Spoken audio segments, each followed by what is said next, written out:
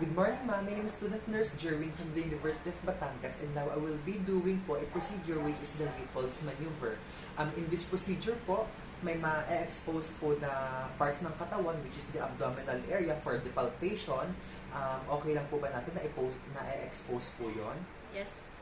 In this maneuver po, which palpation po ang gagawin natin, may lalapat po sa inyo, lalapat po sa inyong tiyan, ang aking mga palms and fingers. Would that be okay po? Yes. Before anything else po, we need also to follow the proper infection prevention measures po. And next po, I will instruct you to empty your bladder po.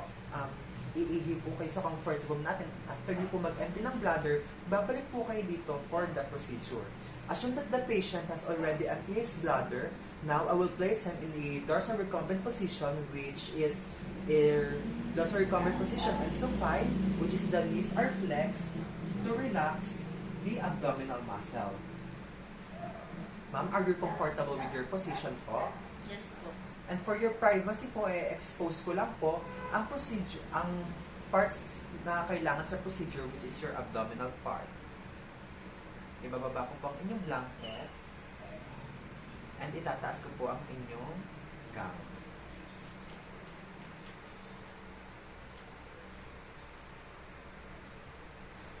Place your hands on the side lang po, ma'am.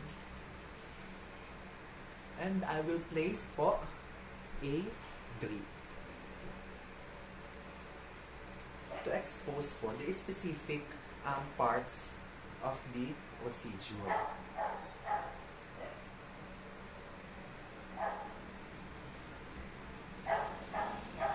I need to warm my hands first by rubbing it together to avoid a cooling sensation and shock for the patient.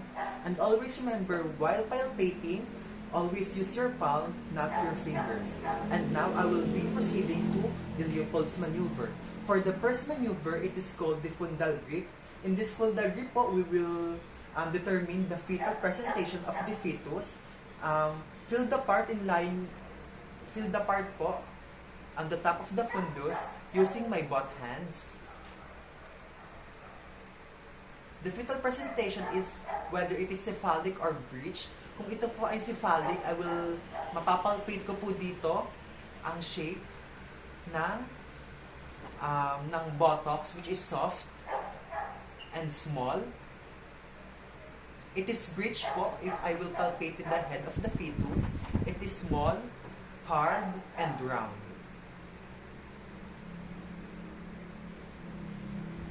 I'm done for the first maneuver. From the second maneuver, it is called the umbilical grip. In this umbilical grip po, determine ko po dito ang location ng back of the fetus and of course, the fetal heart sound. Using my two hands, the one for the guide and one is moving for the palpation. Determining the location of the back, it feels firm and smooth. And if it is extremities po, it is small and bent. To determine the fetal heart sound, I will use the stethoscope for the confirmation.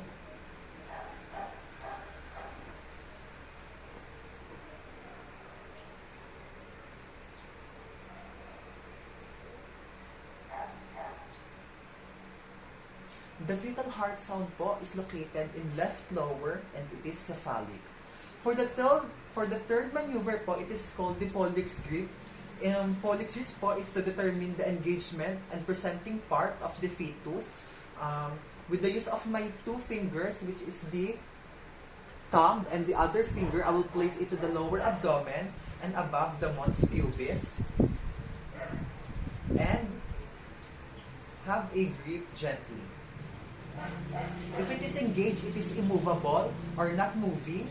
And if it is already not engaged, it is movable.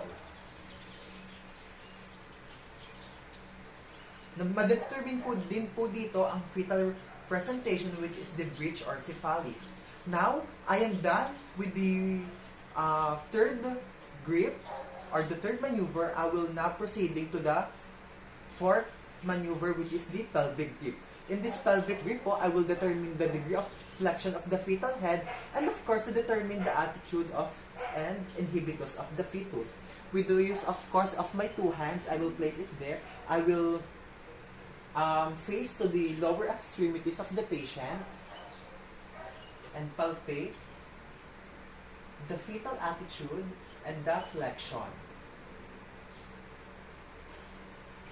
Full flexion is the normal, and a good attitude, which is the chin, is located po sa, nakadikit po sa kanyang dibdib, at ang mga extremities niya po is of course towards po sa center of the chest. On the fourth grip po, which is the pelvic grip, na-determine po dito natin kung ang head po ay nakatak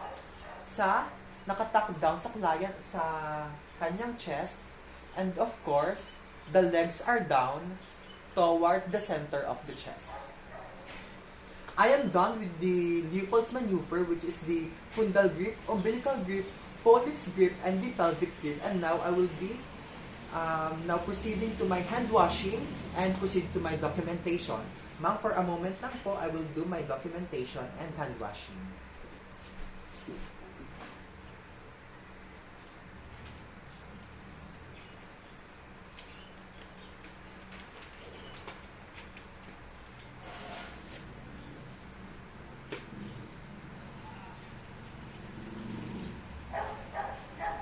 According to the relevant information po, ma'am, which I documented, ang nakita po sa ating fundal grip, na-determine ko po na ang fetus po is cephalic, which is in the normal naman po. In the second maneuver po, which is the umbilical grip, na-determine ko po na ang fetal heart sound po is nasa left lower and it is cephalic. I feel also the fetal back, which is smooth and hard, and the resistant surface. In our pollex grip po, the fetus po is already engaged, and for our pelvic grip po, the fetus is in full flexion po, which is the chin is on the chest, and the patient po is in good attitude, which is the head is tucked down to her chest, and the legs are drawn towards the center of the chest. Thank you so much for the cooperation, ma'am, meaning po na you are ready for the vaginal delivery. Thank you so much for the support po, ma'am, and cooperation, and wait for the doctor's order. Thank you po.